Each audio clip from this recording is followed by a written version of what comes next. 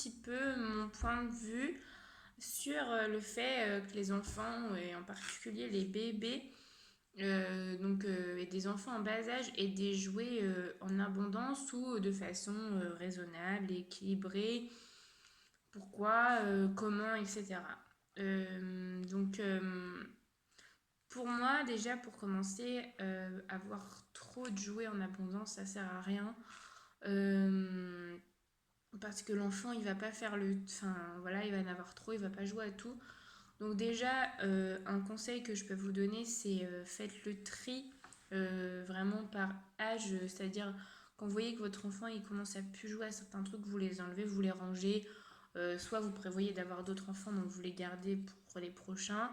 Ou vous les donnez, vous les vendez, enfin voilà. Mais du coup, euh, c'est une des choses voilà, auxquelles il faut bien penser, que il faut, euh, il faut voilà, se débarrasser des jouets que vos enfants ne jouent plus. Ensuite, ce que j'ai envie de vous dire aussi, c'est de privilégier la qualité des jouets à la quantité, c'est-à-dire voilà, quitte à acheter un jeu ou un jouet un peu plus cher, mais que le jeu, ce soit de qualité, c'est-à-dire que ça dure dans le temps, que au niveau des couleurs soient bien là, bien claires, ce soit pas un peu des couleurs un peu, on s'est un petit peu abîmé ou un petit peu grisâtre, c'est pas très attrayant pour les enfants.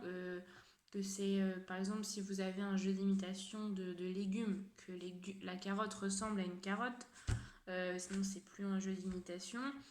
Voilà, donc faites attention à ça. Du coup, vous achèterez peut-être moins de jeux ou de jouets, mais du coup, ils seront de meilleure qualité et votre enfant pourra en faire un meilleur usage et pourra apprendre du coup beaucoup plus de choses. Euh, Regardez aussi la visée éducative des jeux.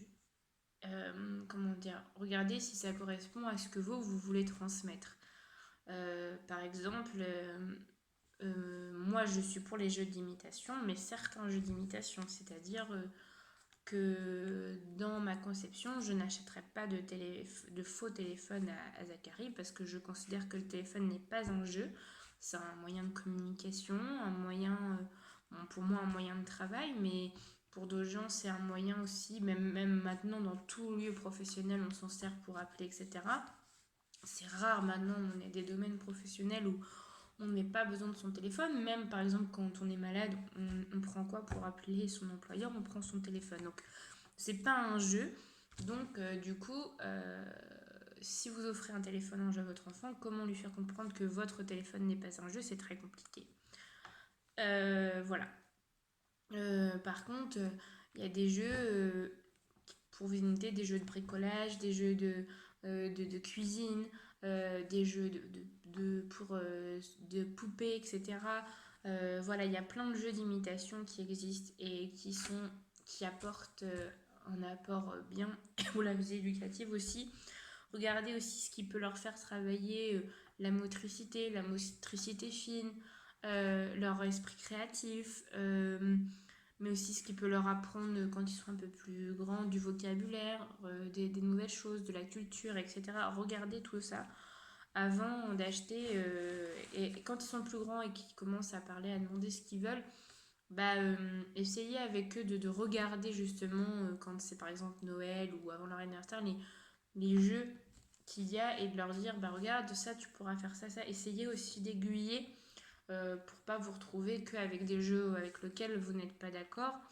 Voilà, à vous d'aiguiller de façon habile et pour que ce soit des jeux qui servent à quelque chose et que ce soit pas ponctuel, on achète ça, on joue une fois avec et puis c'est mis de côté.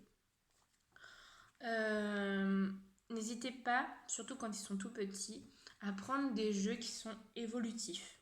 Vous vous souvenez dans la vidéo où je vous parle des cadeaux qu'a eu Zachary, il y a un jeu, c'est un jeu d'éveil sur les cinq sens. Et ben pour moi, il est évolutif. On commence par le toucher, ensuite, voilà, on pourra avec les formes, le goût, etc. Mais les choses vont être introduites petit à petit, pas comme ça d'un seul coup. De toute façon, il y a des choses auxquelles il ne pourrait pas jouer, donc voilà, veillez à ça. Par exemple, on a un livre aussi. Donc c'est un imagier, c'est l'imagier Petit Loup. Et en fait, donc il y a des dés avec. Et il y a des couleurs, donc il y a un moment donné, il parle des couleurs, donc c'est tout ce qui est jaune, après c'est la forme, etc. Donc voilà, et donc on peut le montrer, le feuilleter, parce que feuilleter un livre, apprendre à feuilleter un livre, c'est important. Et puis plus tard, du coup, on pourra lui dire, mais tu as vu, il parle de quelle couleur, il parle de quelle forme, il parle il y a aussi un truc sur les nombres, donc apprendre à compter, etc. Et de façon, du coup, ludique, par un livre, voilà, vous échangez ensemble. Mais du coup, là, c'est un jeu évolutif. C'est par exemple le livre dont je vous parle, il pourra l'utiliser jusqu'à 4 ans. Donc c'est quand même assez intéressant de ne pas acheter juste un jeu qu'on se sert 6 mois. On peut en acheter, mais il faut aussi privilégier sur des jeux qui peuvent être évolutifs. Après, quand votre enfant grandit, et voilà, il faut adapter le jeu. Il faut adapter les jeux que vous achetez à votre enfant. Euh, Parce qu'il y a des fois, il y a des jeux, c'est préconisé tel âge ou tel âge. Si votre enfant est prêt avant à avoir ce jeu et que vous souhaitez qu'il ait ce jeu, ben, allez-y. De toute façon, et au pire, même si vous vous trompez, vous attendez quelques mois et il jouera avec après. Donc voilà. Après, il y a des fois où voilà, on achète un peu avant, bon, ben, on attend, c'est pas très grave. Voyez aussi s'il est prêt à jouer à ce jeu. Par exemple, moi, je me suis dit, tiens, il faut développer l'esprit créatif. Les crayons, ils gèrent bien, la peinture, non. Bon, bah, c'est pas très grave, on va attendre quelques mois. Et puis, dans quelques mois, il sera peut-être prêt à faire de la peinture. On va attendre son rythme à lui. Et c'est ce qui est le plus important. Et votre enfant appréciera plus de le faire si on respecte son rythme, si c'est nous qui insistons pour faire quelque chose. Mais voilà. Euh, donc sur les jeux d'imitation, bah voilà, c'est ce que je vous disais tout à l'heure. Regardez les jeux que vous donnez et les jeux d'imitation. Dites-vous que ça fera partie des valeurs que vous souhaitez transmettre. Par exemple, si vous voulez que votre enfant travaille l'équilibre après pour le vélo, achetez.